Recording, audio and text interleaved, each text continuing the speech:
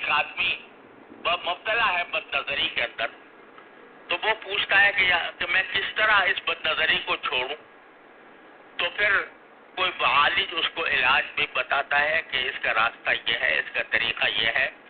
اس طریقے کے اوپر عمل کرنے سے، اگر اس طریقے پر عمل کرے گا تو انشاءاللہ رفتہ رفتہ وہ چھوٹ جائے گا. وہ طریقے اگر ہم باہم بیٹھ کر، ایک ساتھ بیٹھ کر ان کا مذاکرہ کریں اور ان کو آپس میں ایک دوسرے سے ذکر کریں تو کچھ بعید نہیں ہے کہ اللہ تبارک و تعالیٰ ان کے ذریعے ہمیں اس بلا سے نکال دے. اب یہ ہمارے اس وقت جو موجودہ حالات ہیں اس میں اصلاح نفس کے لیے ہمارے تجربے کے مطابق حضرت حکیم الامت مولانا اشرف علی صاحب تھانوی قدس اللہ تعالیٰ سرہ نے جو خدمات انجام دی ہیں اور جو اپنا ورثہ چھوڑا ہے، وہ شاید اس وقت اصلاح نفس کے لیے اس سے زیادہ مؤثر اور اس سے زیادہ مفید چیز کوئی اور مجھے نظر نہیں آتی. ان کے ہاں ایک مستقل سلسلہ ایسا رہا کہ لوگ ان کے پاس جاتے تھے، ان کی صحبت میں رہتے تھے، ان کے ساتھ اصلاحی تعلق قائم کرتے تھے. وہ اصلاحی تعلق کے نتیجے میں اپنے حالات بیان کرتے تھے کہ میرے ساتھ یہ معاملہ ہو رہا ہے، میرے ساتھ یہ معاملہ ہو رہا ہے، مجھے اس گناہ کی طرف رغبت ہو رہی ہے، مجھے اس گناہ کا دھیان ہو رہا ہے. حضرت والا اس کا جواب دیتے تھے، اور وہ جواب جو ہے یہ پہلی بار ساری تصوف کی تاریخ میں واحد مثال ہے کہ شیخ اور مرید کے درمیان جو خط و کتابت ہوتی اور جو وہ سوال کرتے اور حضرت جواب دیتے، اس کو مدون کر لیا، اس کو مرتب کر لیا. لہذا نفس اور شیطان کے جو حملے مختلف گناہوں کی شکل میں ہوتے ہیں، کبھی آنکھوں کا گناہ، کبھی زبان کا گناہ، کبھی ہاتھ کا گناہ، کبھی انسان کی باطن کا گناہ، وہ سارے کے سارے حضرت والا کی خدمت میں لوگ پیش کرتے تھے اور پوچھتے تھے کہ میں اس بلا میں مبتلا ہوں، کیسے نکلوں. حضرت اس کا علاج کا جواب دیتے تھے کہ اس کے مناسب حال کیا طریقہ ہو سکتا ہے وہ بتاتے تھے. وہ سارے معالجات اور سارے سوال و جواب پہلی بار اس پوری تصوف کی تاریخ میں پہلی بار یہ کام ہوا کہ شیخ اور مرید کے درمیان جو خط و کتابت ہوئی وہ محفوظ کر لی گئی اور اس کو مدون کر کے ابواب کی شکل میں تربیت السالک کے نام سے 2 جلدوں میں کتاب تیار ہو گئی. اور اس میں جتنے نفس کے حملے کے جتنے راستے ہوتے ہیں وہ سارے کے سارے اسے موجود ہیں. اخلاق حمیدہ کس طرح حاصل کیا جائے اور اخلاق رذیلہ سے کس طرح بچا جائے، وہ سارے معالجات وہ اس کے اندر موجود ہیں. تو اللہ تبارک و تعالیٰ نے حضرت والا سے یہ تجدیدی کام لیا کہ ہم جیسے لوگوں کو جن حالات سے سابقہ پیش آتا ہے اور نفس و شیطان کے جن مقائد سے ہم دوچار ہوتے ہیں، ان میں سے کوئی چیز ایسی نہیں ہے جس کا کہ اس میں علاج موجود نہ ہو اور اس کو لوگ عمل کریں تو اس سے بچ سکتے ہیں. تو اس لیے کہ ہم اس مجلس کے اندر در حقیقت انہی کی تعلیمات اور انہی کے ملفوظات اور انہی کے بتائے ہوئے طریقوں کا مذاکرہ کرتے رہیں تو کچھ بعید نہیں ہے کہ اللہ تبارک و تعالی ہمیں نفس و شیطان کے حملوں سے بچا لے. ابھی کچھ تو ظاہری گناہ ہوتے ہیں، جیسے ابھی میں نے عرض کیا کہ آنکھ کا گناہ، زبان کا گناہ ہے. زبان کا گناہ بھی ظاہر کا گناہ ہے کہ غیبت یہ ایسی بلا ہے کہ کوئی ہی مجلس ہماری مشکل سے خالی جاتی ہوگی جس میں کسی کی غیبت نہ ہو رہی ہو. حالانکہ حدیث میں اس کو زنا سے بدتر جرم قرار دیا گیا، لیکن ہماری مجلسوں میں غیبتیں ہوتی ہیں. اب کیسے بچیں اس سے اور اس کا کیا طریقہ ہو، یہ بھی مذاکرے کا ایک حصہ ہے کہ جس کے ذریعے ہم کوشش کریں کہ اللہ تعالیٰ ہمیں اس بلا سے بچائے۔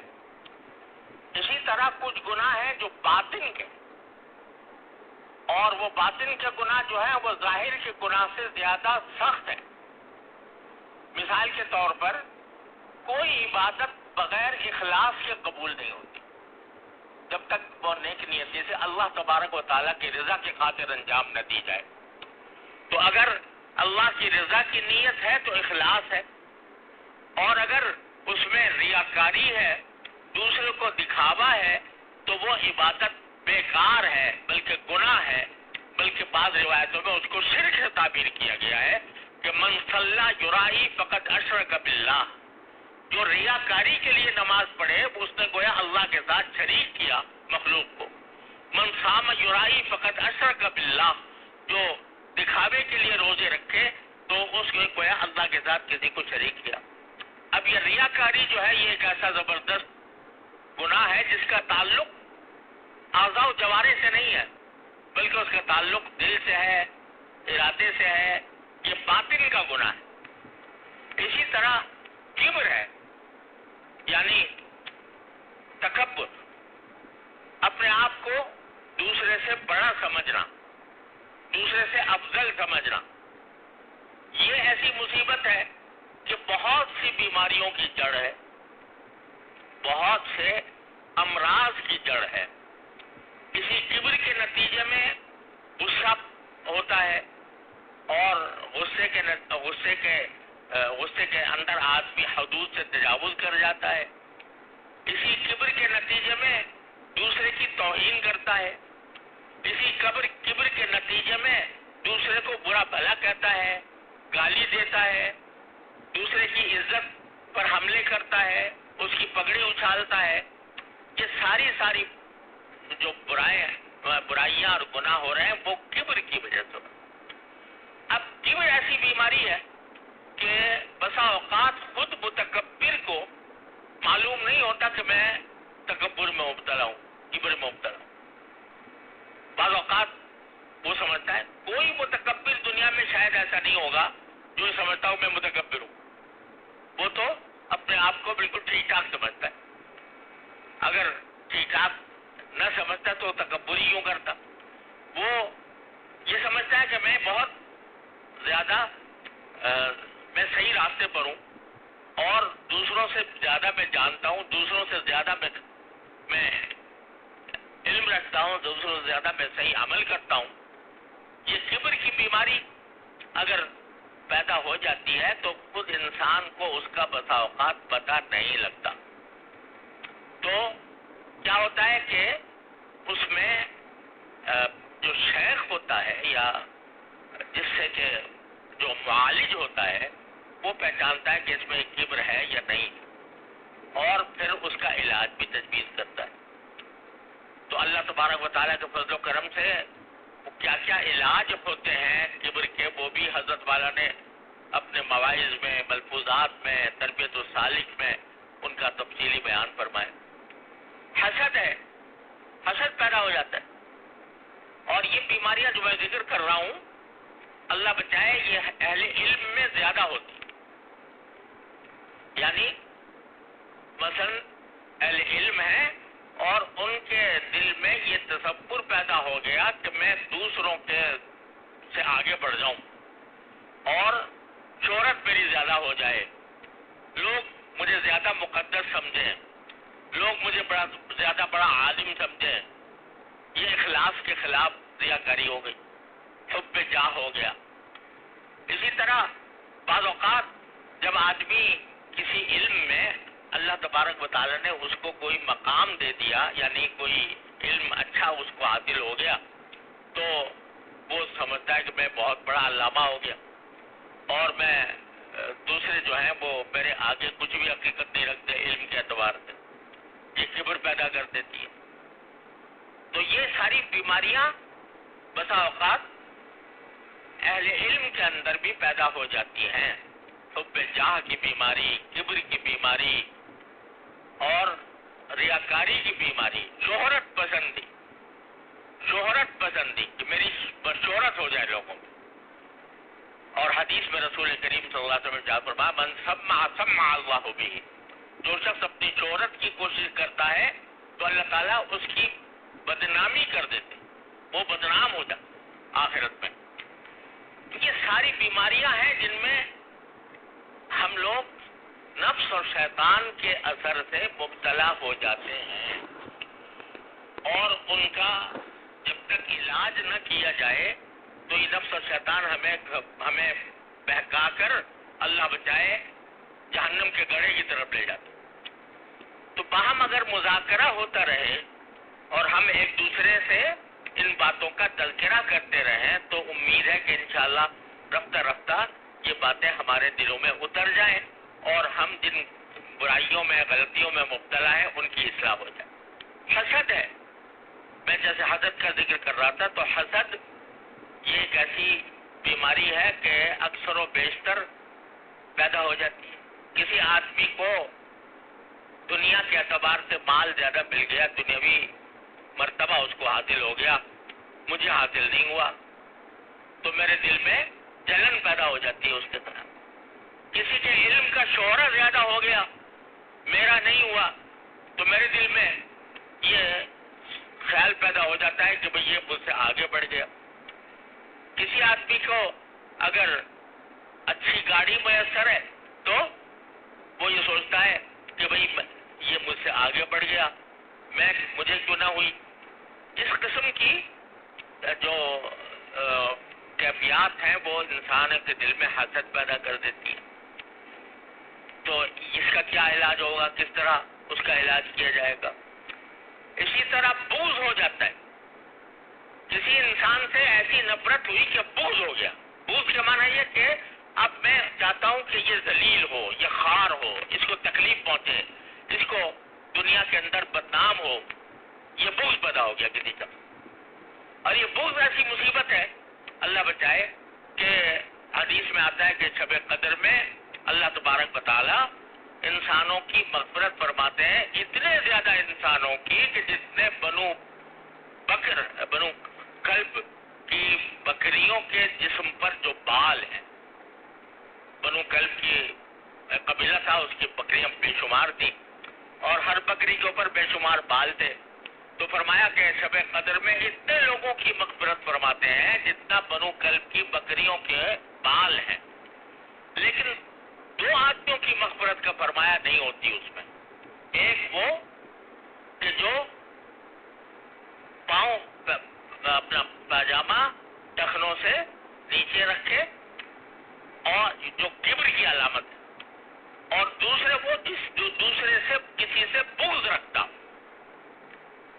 بغض رکھنے کے معنی کیا ہے؟ دوسرے کی بدخواہی، دوسرے کی کے بارے میں یہ تصور کرنا کہ اس کے پاس مال ہے تو وہ چلا جائے، یا اس کے پاس اگر عزت ہے تو وہ بے عزت چلی جائے، یا اگر مشہور ہے تو اس کی شہرت ختم ہو جائے، یا اگر کوئی بھی بچائی اس کے پاس ہے وہ ظاہر ہو جائے.